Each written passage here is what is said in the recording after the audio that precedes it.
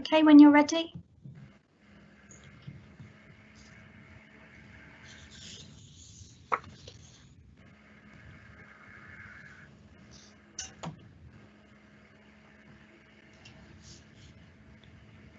Louise, you're muted. You're muted, Louise.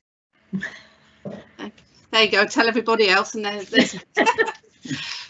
So welcome to this meeting of the Licensing Committee on the 21st of October 2020. The first item of business is the confirmation of Councillor Barbara Jenny as chairman of the committee for the forthcoming year.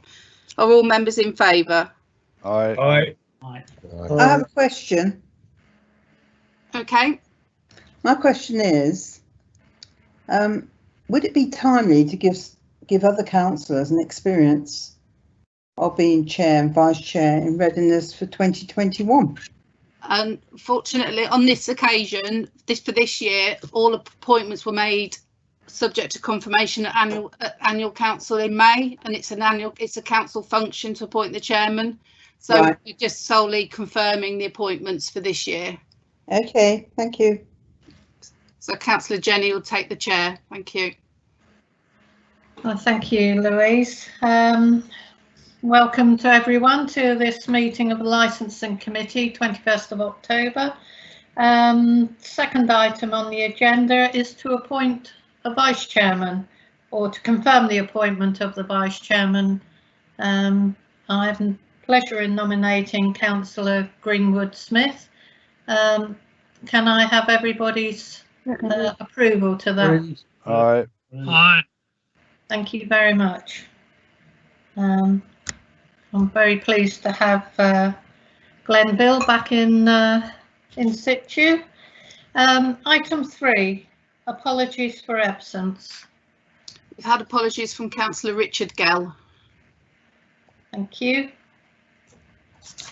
Item 4 is minutes of the meeting held on the 18th of March. We were in fact due to have a meeting in July. That meeting wasn't able to take place, so this is the first opportunity we've had to receive these minutes. Can I have a proposal that we accept those? Could I ask a question, please? On 467, it's on courier fraud. I was unfortunately not at the meeting, but what's happened since this item came up in relation to ENC? Chairman, what's going on here? I mean, we are confirming the minutes. Yeah. Are we? There's no matters arising. Right, To the point of order. Sorry, Councillor Maxwell, we are confirming the minutes of the meeting as a true accuracy. Yeah. Let's not start mucking around here. So let's behave. You know, this is a council agenda, and we are approving the minutes as a true record. I'm quite happy to move them, Chair, as a true record, and you know, it'd be good if we follow the right protocols. Okay, thank you for that. Happy to second. Thank you. We have a proposer and a seconder. All in favour, please. Aye. Aye. Aye. Thank you. We'll come back to your point, Councillor Maxwell. Item 5 on the agenda. Are there any declarations of interest, please? Okay, thank you. We'll move on. It's questions from members under Procedure Rule 10.3. You've received none? No questions, Chairman. Okay, if you'd like to put your question in writing, Councillor Maxwell, then we'll get an answer from the officers for you. Okay, licensing update. Can I ask Mrs. Edmonds to give her report, please? Is Mrs. Edmonds in the meeting? Yes. Thank you, Madam Chair. Can you hear me okay?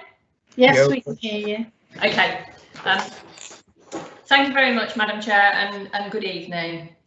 I have 3 updates for you this evening. Firstly, pavement licensing, which began at the end of July. I'd like to update the committee that we've processed 26 applications across the north.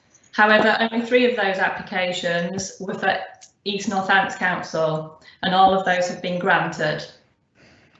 The next item I would like to give members an update on is the impact of COVID on the licensing service.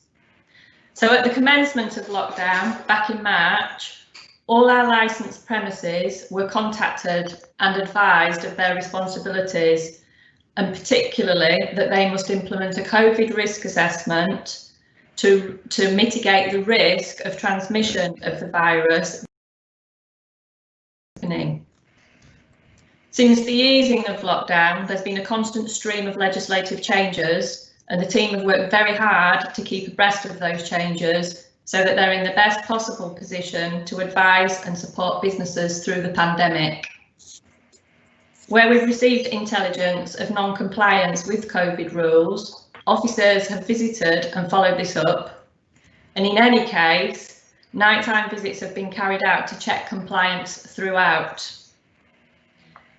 Our businesses have generally done a very good job, and in the main we have found compliance with COVID rules. There's been one exception, which was the Green Dragon at Higham Ferrers. This was subject to a licensing review, and the panel attached conditions to the licence. In terms of taxis, new applications for drivers were not accepted during lockdown because drivers couldn't get medicals. Driver and vehicle renewal dates were extended, and we began processing them in June using workarounds as our offices were still closed at that time. In terms of animal welfare visits, they were also not conducted through lockdown and will be picked up at renewal. And again, Emma has been diligent in keeping the trade up to date. She's been contacting them regularly and making them aware of the ever-changing COVID landscape. And lastly, in July, the Department for Transport published new taxi standards, which it expects all councils to implement. The intention is that the new standards will be embedded into the Northants taxi policy, which is currently being drafted by the project manager for planning and regulatory services. And I won't say any more on that because I don't want to steal Rita's thunder, as she is delivering a session to the committee this evening to tell you all about the new standards. That's the end of my update, but I'm happy to take any questions that members have. Thank you. Can I just at this point thank officers for their work that they did in making sure that all the licensed premises were fully briefed on the COVID regulations. It was a huge amount of work, but they contacted every single business and to give them help.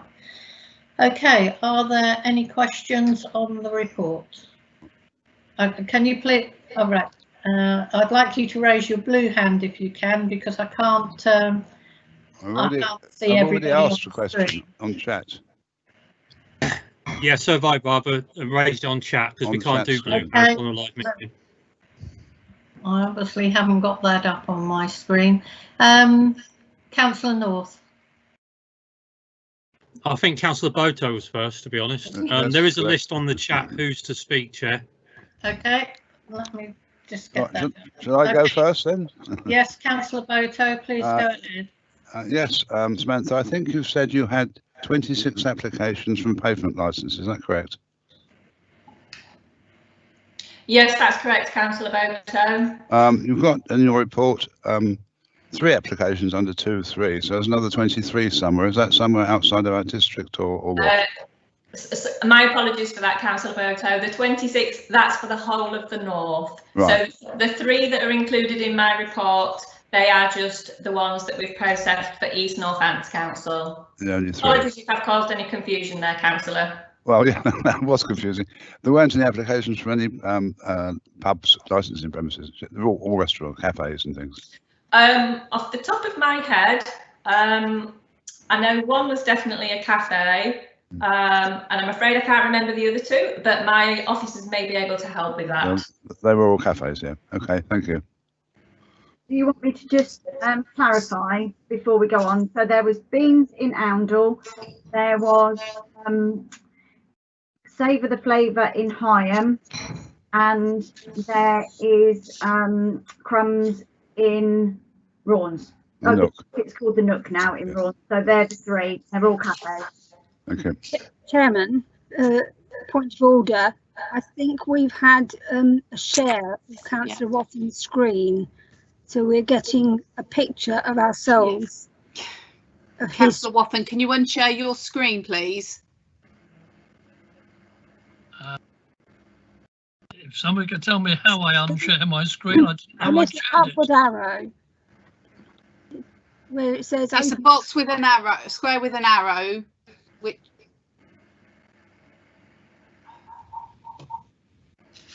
it's next to the mute button, Peter. It's just underneath Photos Eye. That's it. Is that the one? Yes. That's the one. Okay, thank you, chaps. Okay, thank you for that. Councillor North. Thank you, Chair, and thanks for that, because one screenshot is enough, not two. Thank you very much. So thank you. I beg your pardon, sir. But Chair, obviously I've raised this with you, and I don't know this is the ideal time, because I think this is the best place on the agenda. In relation to Free and the impact on COVID, I mean, obviously one of the things we are looking at through the government's request is obviously looking at marshalling and enforcement in the loosest terms to make sure there is compliance. I think as we picked up, Chair, there's a number of elements of risk around this for our council staff, and there's also the point of actually being able to obviously record conversations that are taking place, just like the police are able to do so through equipment or through cameras. And as you know, Chair, that I have raised with you that as we've had extra government funding, in relation to all the protocols and compliance we've got as a council in relation to CCTV and obviously recording of images or sound, and I'm sure we could find a way to update the protocols if necessary, that it might be useful, Chair, that if we have to utilise some of the government funding to actually give our staff better protection as a council, that we actually instigate a similar situation the police have got, so we can actually record all the conversations or the images from some of the visits. So if there's non-compliance, we can use it in evidence, and it also gives our staff better protection against things that are taking place, especially as in my suggestion that things may get more fraught and there's less compliance or more misunderstanding as things go on, because if we enter tier 2 or tier 3, there's only going to be more and more enforcement to take place, and I think it's just an aid. And as I say, subject to all the protocols and all the processes that we would have to follow. So I'm not saying we do this loosely, Chairman, but it might be something that as we've got some extra funding, that it may be worth us looking into doing as a suggestion. And I know I've raised this with you, Chair, so I don't know if the officers want to comment now whether this is a possibility of something worthwhile taking up, as I say, following all proper procedures that we could put in place to do so. Okay, well, thank you for that. It's obviously an excellent suggestion. If that funding is available, then we obviously need to keep our staff in a safe situation, and if they're likely to be challenged more and more when they visit premises, then this would be really beneficial. But I will ask Mrs. Groves if she'd like to comment on that.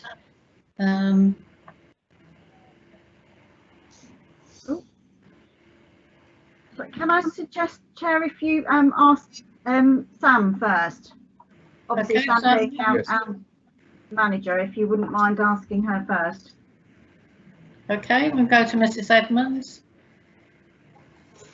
Thank you, Madam Chair. I think it's a very good question, Councillor North, and I think it would need proper consideration. My understanding is that if we were going to wear body-worn cameras, we would need to consider that is data that we are holding, and we would become data controllers. So we would have to carry out a data protection impact assessment. And my understanding is that if we are collecting data, it needs to be necessary and proportionate. Now, I believe that in East Northants, our premises are generally very compliant. This issue that we've had with the Green Dragon is really, to my mind, an outlier. It's not normal for us to be in this situation where we get non-compliant businesses. However, I do understand what you're saying about things becoming more fraught as we move through this pandemic. But my views are that if we're in a situation where we actually need to be wearing body-worn evidence, then I believe the police should probably be with us anyway for evidential and safety purposes. And my views are that at this juncture in the pandemic, I think it would be better to consider this as part of the whole unitary thing, because there may be other councils in the north, and I don't know this, but there may be other councils in the north that actually already have this equipment, because it's quite likely that areas such as Kettering and Corby that have got more town centre premises will perhaps be taking more enforcement action than we would in East Northants. Those are my views. Okay, thank you. Thank you, Chair. If I could just come back on that, I appreciate your responses, and I fully understand in relation to that, and I appreciate, you know, some of the other issues, some of the reports from, obviously the hearings are on pink, so maybe I'll bring it back up again at that point, Chair, but in general terms, and just hypothesising, if, and as you've acknowledged, Sam, that you know, if the police become more time constrained and we are asked by the government to do more and more enforcement in relation to this, if things obviously get worse, then the ability, and I appreciate what you're saying about general compliance, but if things become worse, and I'm not doing worst case scenario, then I just see this as an aid. So maybe we could keep this under review. I'm not pressing it, I'm just obviously just trying to help. So, you know, I just think that if, you know, the police are less available and the compliance gets less, then I think this is just an aid as well as a protection. So I'm fully happy to leave it, Chair, and perhaps raise it under the pink in relation to a particular premises. But, you know, it was only a suggestion, so maybe we could keep it under review. May I come back on that point, Chair? Certainly. It's just to try to reassure councillors that when we do need the police to support us, particularly with COVID, I don't have any reason to believe that they won't support us 100%. And I've been calling in daily to the sit reps and the IMT meetings, and police are on that call. And the Director of Public Health is very is adamant that police and environmental health officers are working together in businesses to address any non-compliance issues. So at this moment in time, I don't have any evidence that we wouldn't be fully supported by the police should we have problematic premises. Okay, thank you. Chairman, Councillor Wilkes, yeah. And then I'll have Councillor Mercer, and I have seen you, Councillor Wathen. Thank you, Chairman. Mine isn't a question, but it's something that I think is worth raising. I think this whole councillors and officers really do need to be commended, because we went above and beyond in financially supporting and processing so quickly these pavement licenses. So I know that whilst the current weather might negate the need for a pavement license, I do know that the businesses that receive them are truly grateful for the support they got from East Northants and the speed that they were processed. So that is worth, I think, putting on record. So thank you all. Thank you for that. I totally agree. Councillor Mercer. Yes, thank you, Chair. I was just going to ask whether we have all of the requisite PPE that we need, because obviously going out into these premises, the staff are putting themselves, you know, near to other people, whether they're complying or not. You're still meeting up with lots of people. So do we have all of the PPE that we require? Mrs Edmonds, do you wish to respond to that? Thank you, Madam Chairman. Yes, I can confirm that before an officer carries out any intervention, we carry out a risk assessment, and we do have appropriate PPE to ensure that officers are protected when they're out during visits. Okay, thank you. Councillor Wathen. Thank you very much, Madam Chair. To pick up on Councillor North's point about body cam, I take all that Mrs Edmonds has said, and yes, the whole issue of GDPR and so on and so forth, we've got to be conscious of.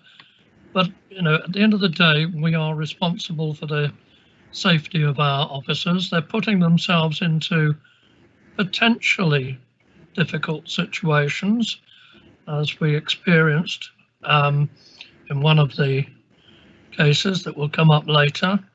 And at a time, although the police were there, the body cam footage from them was not available because of some technical difficulty. So if it had 2 body cams there, but one hopes we'd have got at least one set of footage available.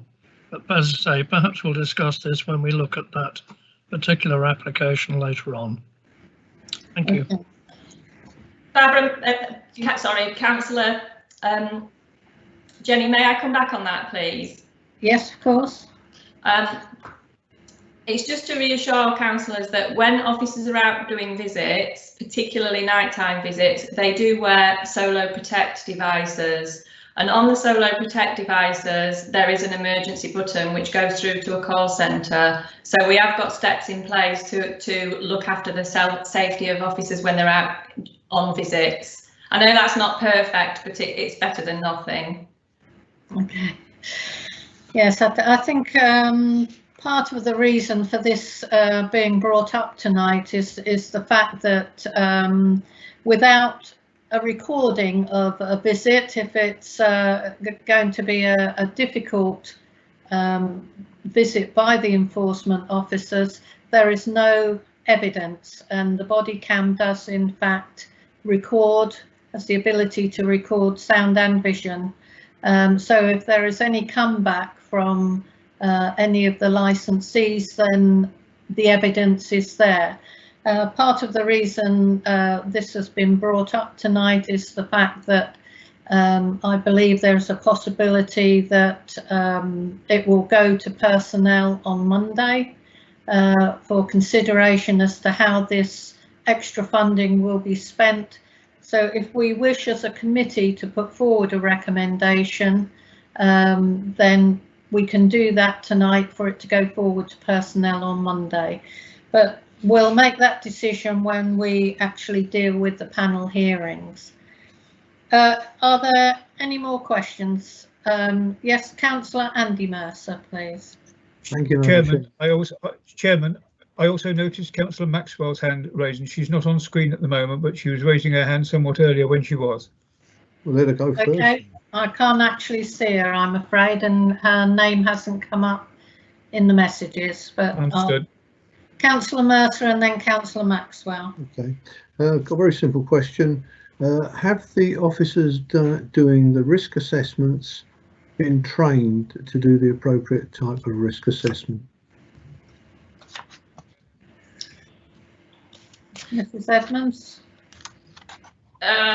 All officers have been trained in health and safety and risk assessment. That's all done on the Awaken platform that we have now for training. So the answer to that question is yes. Okay, thank you. Councillor Maxwell.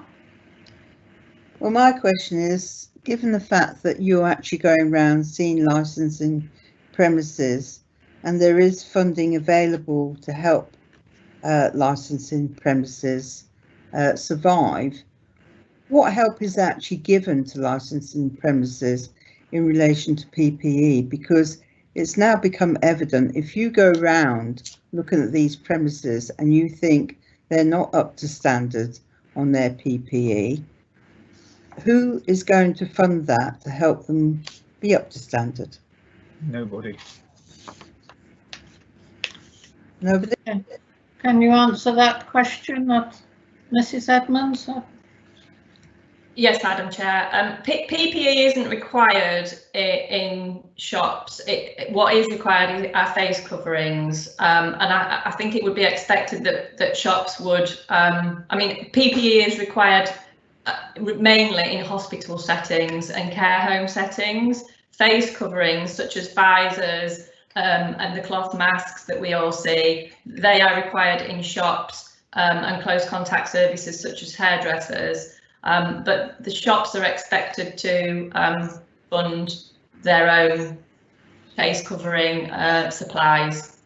I'm actually thinking about like hand sanitizers and the fact that going into a premises, the signs and everything, they're so expensive that it must be quite difficult for some businesses just to keep up with. I know it's not necessarily your remit, but you say you go into licensing premises to see whether they're actually carrying on doing exactly what the government want them to do. But on the other hand, when it comes to the health and safety aspects of licensing, then clearly that's a massive issue for these premises. I don't think it's a responsibility of their officers to cut boxfuls of containers full of sanitizer around and hand them out. As you said, Councillor Maxwell, it's more of an issue for central government to provide support for businesses, which they are doing or not doing, depending on your point of view. But as far as their officers going on inspections are concerned, they're not there to provide handouts, they're there to do inspections. Okay, thank you. I'm going to go to Mrs Groves and then to Councillor Wathen. Did you wish to speak? Thank you, Chair. I just wanted to clarify to Councillor Maxwell that it is down to each premises to have their own hand sanitizer. The staff have to have their own masks. They can either use their own, some premises provide masks for their own staff. A lot of our licensed premises have masks that they will give to customers if they come in without them, rather than turn them away because basically they're on their knees. It is down to them. They have to pay it out. We have to enforce that they're doing what they're told. So whether obviously face mask, it's the police that enforce it, but we educate them with what they need to do.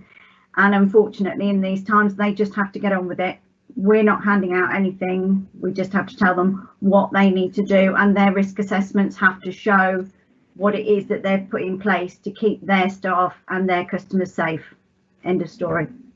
I was just wondering whether the government actually, given the fact that you, Steve, just said about having funding, whether there was any funding available to pass on to these licensing premises in order to keep up to date. No. Okay, well, Councillor Wathen, can we pass over to you, please? Yeah, you can pass me over any time. Yeah, Mrs Groves actually covered the points that I wanted to make. It's down to the individual premises. You know, they've got to take this on board. It's part of their responsibility to their staff and to the public they serve. Thank you. Well, I would reiterate the point that staff did work tremendously hard to make sure that all premises were fully aware of what they needed to have and what they needed to do in order to be compliant. So I think as far as that goes, ENC has really given them as much help as we possibly could. Okay. We'll move on to the next item, which is the taxi standards training. Over to you, Mrs Groves. Thank you, Madam Chair. Right, so as Sam mentioned earlier in her report, the taxi and private hire standards were brought in July 2020, mid-pandemic, which was quite helpful. According to the Department for Transport, the reasons for the standards is that there's evidence to support the view that taxis and private hire vehicles are a high-risk environment, as we know. In terms of risks to passengers, this can be seen in abuse and exploitation of children and vulnerable adults. And this can be facilitated and in some cases perpetrated by the trade. The guidance is issued under Section 177 of the Policing and Crime Act 2017, and it enables the Secretary of State for Transport to issue statutory guidance on exercising taxi and private hire vehicle licensing functions. And this is to protect children and vulnerable individuals who are over 18 from harm when they are using taxis and private hire vehicles. So what they're essentially saying is that local authorities who are responsible for taxis must have regard to this guidance whilst discharging their functions. But it is only guidance. The local authority must know that the guidance is available, which we do. We need to know what it says, which we do, and we must have regard to it.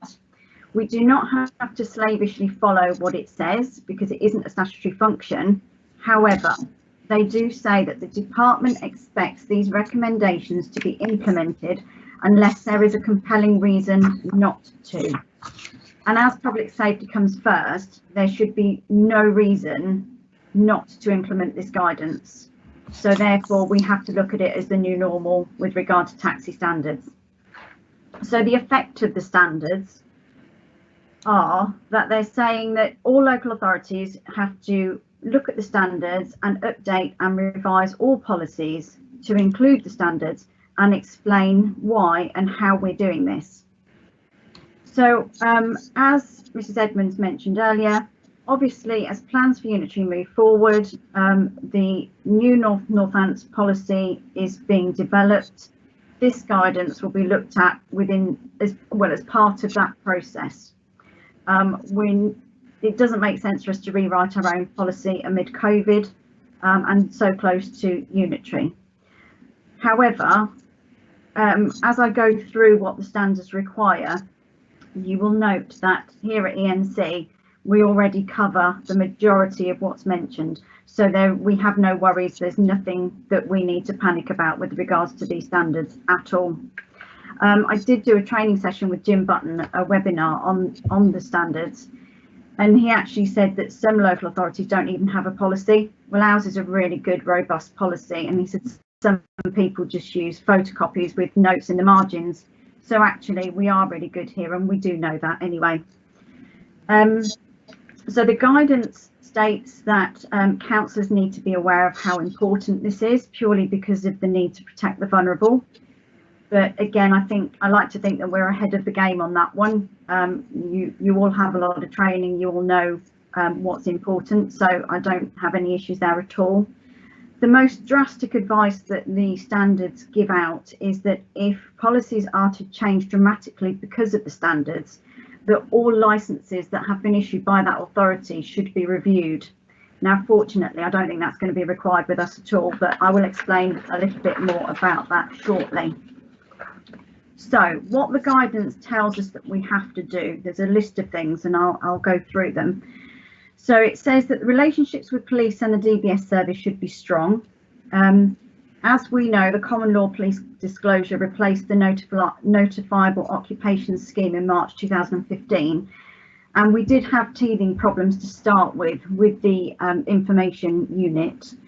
However, we do have a good working relationship with them now, and we do have a good relationship with the designated officer at County Council. So we don't have any issues there at all. The next thing on the list, DBS checks should be enhanced, which we do already. And they're also saying that we should be doing 6 monthly checks on DBSs. Now, up until now, we haven't been doing that. We've just been doing them on renewal or for new licenses. However, spoken to Karen Wills about this, and the licensing unit have put a new little bit on the uniform system. It's now going to flag when the license is 6 months old, and then will flag every 6 months from then on.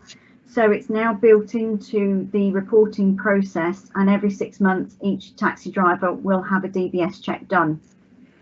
And this is why they are all having to sign up to the update service, and this will help with that because they don't have to keep doing checks. They don't have to keep doing DBSs every 6 months. We just sign on to the update service and we can check without any information from them. The guidance also says that we must share information between local authorities, which we do. We work really well within the county, and obviously that will be changing soon anyway. And you know, we all put in our data protection requests when needed, so there's no issues there. It stresses quite strongly that NR3 should be used, and Jim Button was also stressing that that's something that every local authority should do. We do that here already and have been doing so since Sam joined us, so that's excellent. Licensing authorities should have a robust system for recording complaints, which we do. We have our uniform system, so that's another thing that we do quite well already. It states that taxi drivers should get certificates of good conduct where they have been outside of the country for more than 6 months within the last 5 years. This is something that we've asked for as long as I've been in this job. It's within our taxi policy under Section 5 already. Officers and councillor training. The officers and councillors should be trained regularly. We do that, as you all know. I'm constantly talking at you all, giving you information about taxis and licensing and everything else. And we even made that happen during COVID, which I think is something to be really proud of, that we can all get together and do this. There are some local authorities out there that still aren't doing panel hearings, and I think we're well ahead of the game, so I think we need to be really proud of that. It says that all licensing authorities should consider arrangements for dealing with serious matters that may require the immediate revocation of a licence. Now, we will talk about this a little bit later when we're going through the panel hearings, because we did have to use this power not so long ago, just a few weeks ago.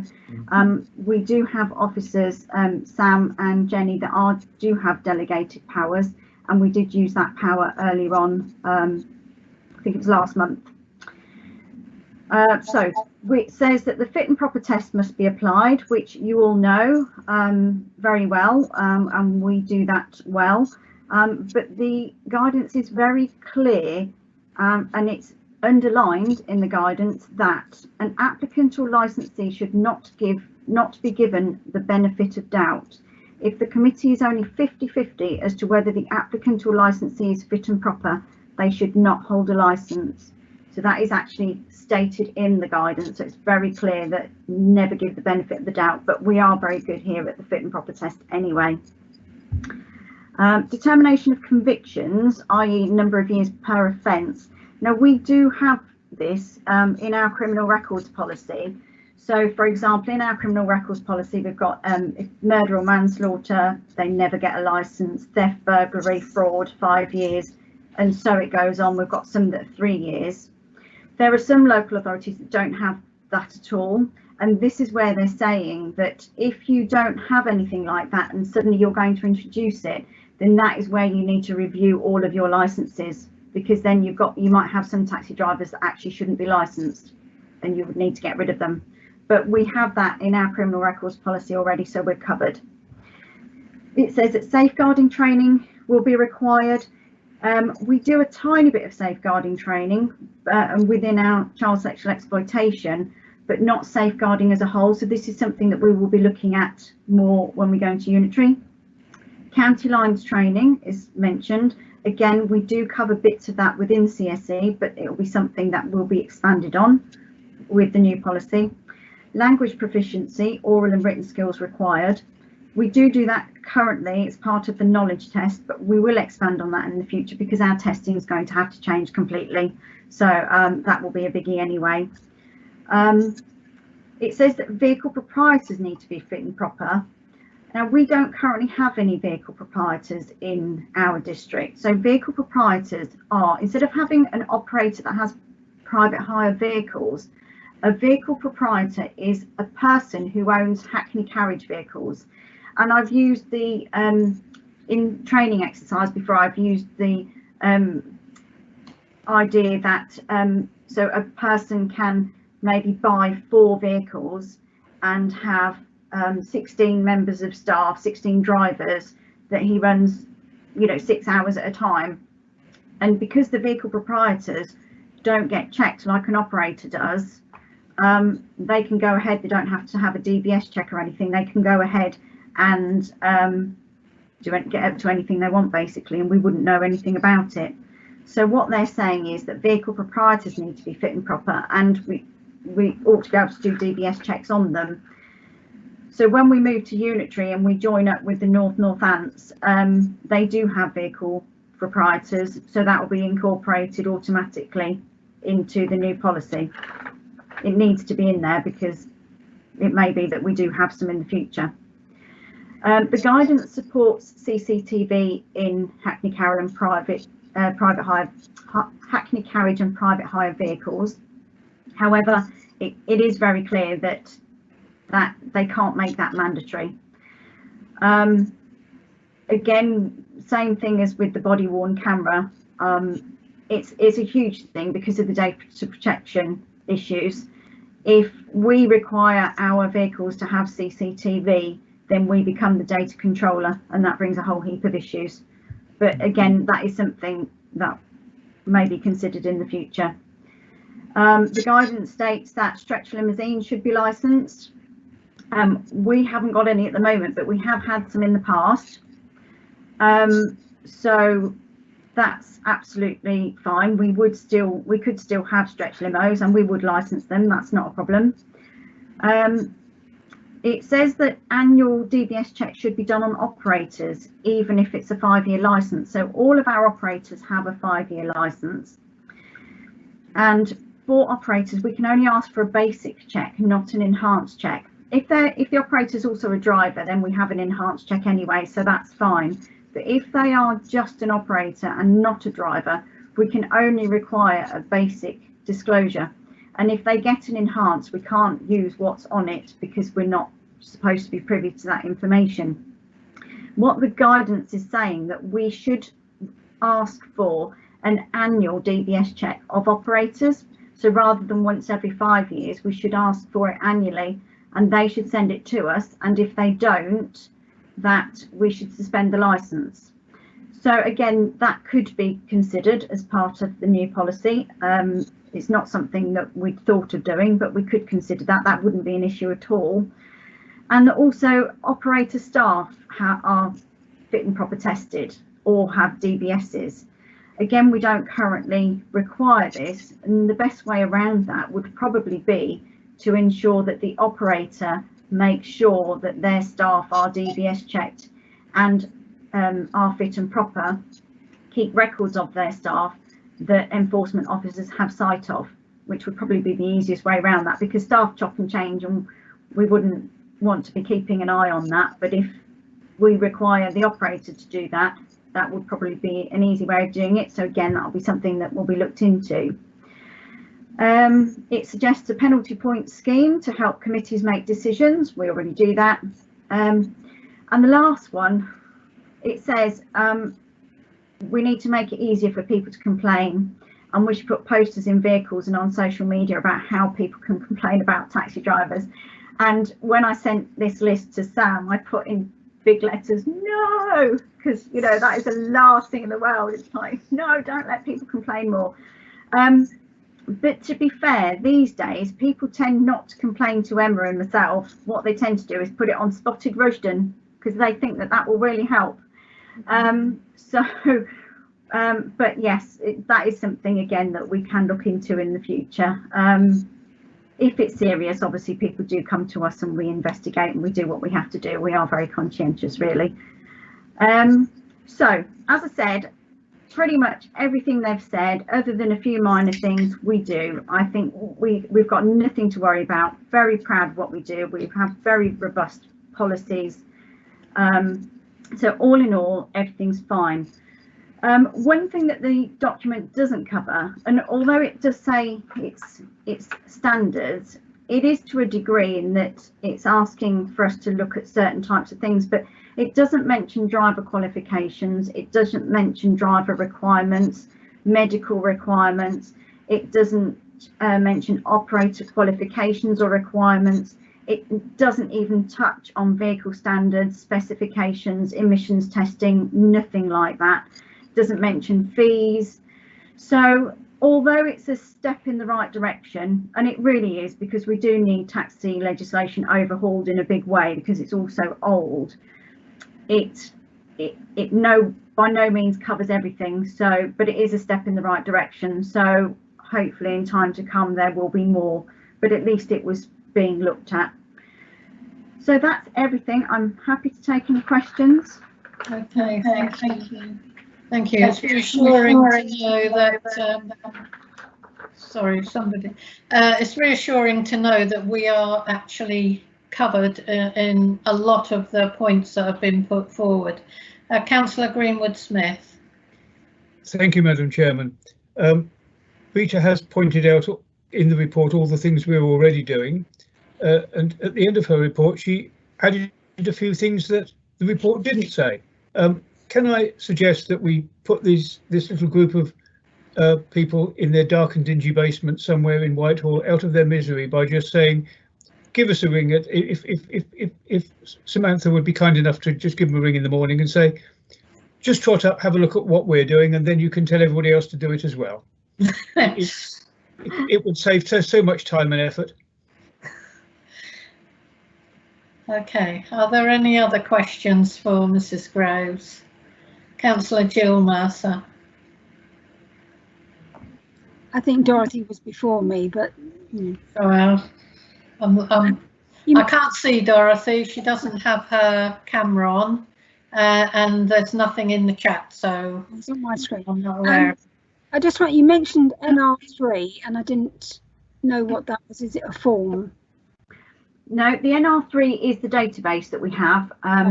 We've talked about it in previous committee meetings. So it's the National Fraud NAFIN, never remember what it's, National Anti-Fraud Network, NR3. So it's a list of all suspended and revoked drivers. No, it's not. No, sorry, it's revoked and, oh, do you know what? Now you've got me. It's not suspended, it's revoked and refused. Sorry, I knew it was something like that. It's not suspended, it's revoked and refused drivers. So when we revoke or refuse a new applicant, what we do is we put it on the NR3 database, and then anyone else that uses NR3, when they get a new applicant, they look on the database, as we do. It's part of Sharon's process. And if that person's name flags on the database, it won't say why they've been revoked or refused. It will just say that they are on the database. Then we would have to send a data protection request to that local authority and say, you know, this person's applied for a license here. Can you tell us why they were refused or revoked at your local authority? And then they will tell us that they were revoked for blah, blah, blah. So a lot of local authorities are using it now, but not everybody. The more people that use it, the better it will be. So we recently revoked the license of somebody that we will talk about during the panel hearings, and he went straight onto the NR3 system. So if he tries to apply for a license anywhere else that use the NR3 system, his name will flag, and then they can contact us and we can tell them why, provided they fill in the correct form. Thank you very much. Second question is that all this, the DBS checks, the sort of annual DBS checks, is that an extra cost to the authority, or is it just the drivers that end up having to do extra work? With the 6 monthly DBS checks, no, there's no extra cost, because it's actually cheaper for them, because a DBS check costs, I think it's around £50 now. The price came down a little while ago, but if they sign up to the update service, which is mandatory as part of our policy, it's £13 per year.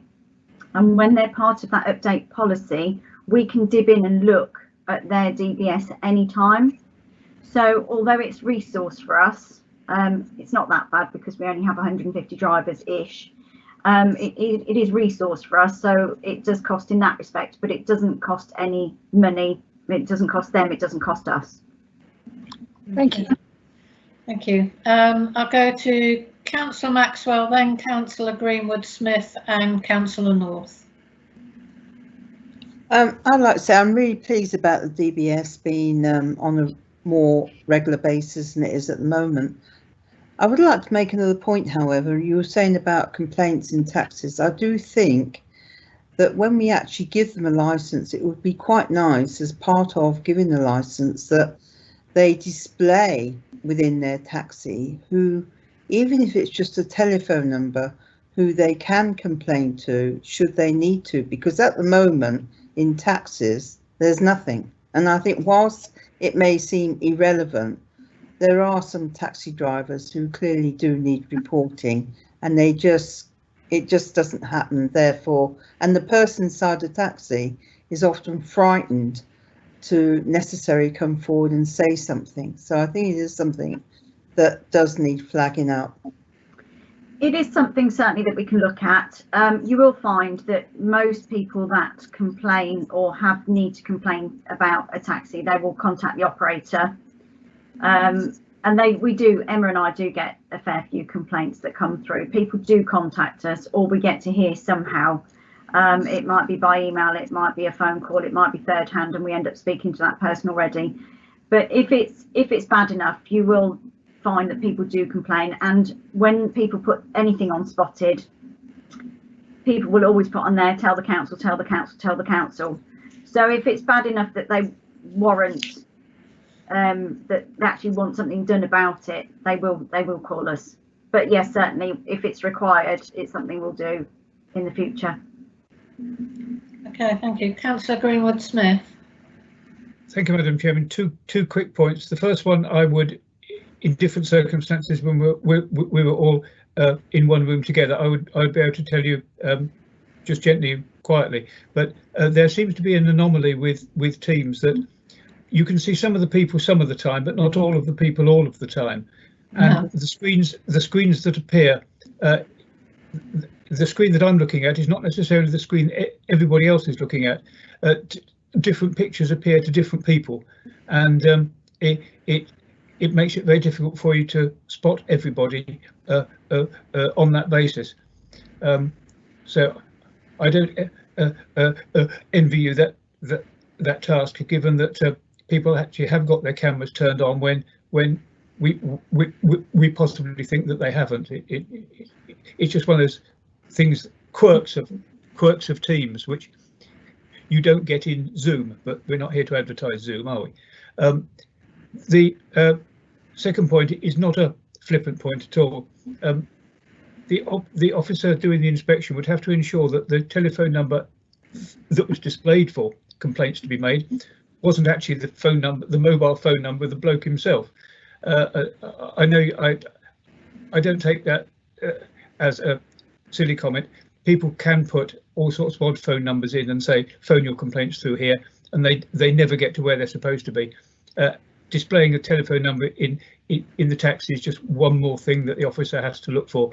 And as Rita has said, I think people who want to make complaints by and large seem to manage to find a way of doing it by hook or by crook. I think just to come back on that, Councillor Greenwood-Smith, if we were going to do that, it would be a corporate thing. So we'd get Chris to sort out some corporate logo, sticker or something that would have a telephone number or an email address. But you know, it would be something that Mrs. Edmonds would have to look into as to who that complaint would go to, be it sort of admin, and then it will be sent out. But that is something that we can look at in the future, but it would be a corporate thing. We wouldn't just ask them to stick up random telephone numbers. It would be like a corporate sticker or a corporate poster. No, I fully appreciate that, and I wasn't alluding to the fact that they would stick their own number up. Well, you know, I'll rephrase what I say very quickly and say that the inspection would have to take into consideration the fact that they had put the corporate notice up. If that rephrases it better. Our policy actually says that they're not allowed to stick anything anywhere, no posters, no stickers, nothing. So we'd have to change the policy to say, but you're allowed to put our sticker in there. So we'd have to finished. I give in. Okay, Councillor North. Thank you, Chair. Firstly, I'd support what Councillor Maxwell said in supporting the greater requirement on checks. I know that's something she's been pressing for a couple of years. But what I wanted to ask in relation to, you mentioned all the things we do way and above in relation to taxi standards, Rita. Then obviously a couple of things we didn't, and you mentioned obviously the future, and you're absolutely right. There's no point changing anything for the time that we have got left. But obviously the new authority comes into place on the 1st of April. Is there anything within the guidance or what you've mentioned tonight that we're not doing, or is there any plans to actually put something in for day one in relation to taxi standards in ready for April 1st for the new authority, or is it not something that needs to be ready for day one and something can happen during the first year or so? I think Mrs. Edmonds is best placed to answer that. Yes. Thank you for the question. What I can tell you is that as you would expect with the pandemic, the work to prepare for unitary has been delayed, and specifically the taxi policy. The plan was always originally that the licensing liaison group would work towards writing a new taxi policy, which was a considerable task. However, because we're all employed with the COVID, and that is at the moment more than a full-time job, the project manager for unitary for regulatory services and planning has taken over the responsibility for that. My understanding is that we don't have to have something in place for the 1st of April, and I think it's a few months after that. I think he said possibly the end of May when we will actually need something in place. So he has begun circulating draft documents to the licensing liaison group, and we're obviously trying to get on with that work in between dealing with the COVID situation. Okay. Thank you for that, Chair. Slightly selfish comment on my point, of course, because I think you all know that what portfolio I've got, and certainly that'll be live whether we're in PERDA or not for the first 5 weeks of the new authority. So as I've mentioned, Sam, obviously keep me posted with a different hat on, because any help going forward, and I have been pressing, wearing a different hat, that so just checking what things do need to be in place and what things don't by April 1st. So thanks for that, and I'll probably touch base with you offline as I'm wearing a different hat. All right. Okay, thank you.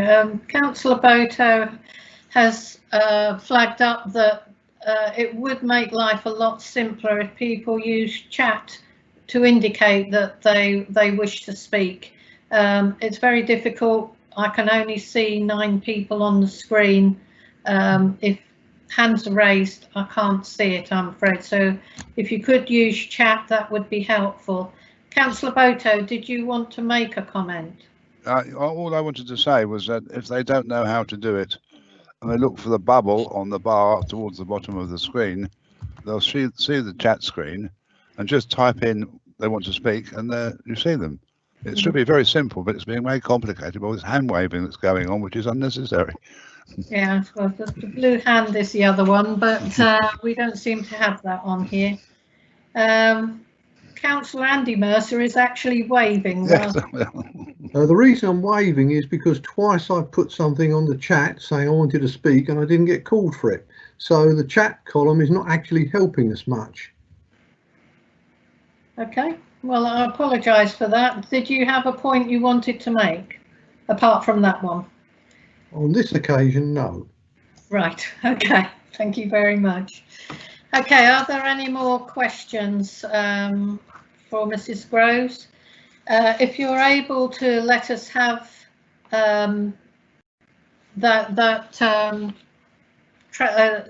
training in leaflet form, that would be useful. If you could email something out to us, that would be very helpful, and we can take it from there. Of course, no problem. Okay, thank you.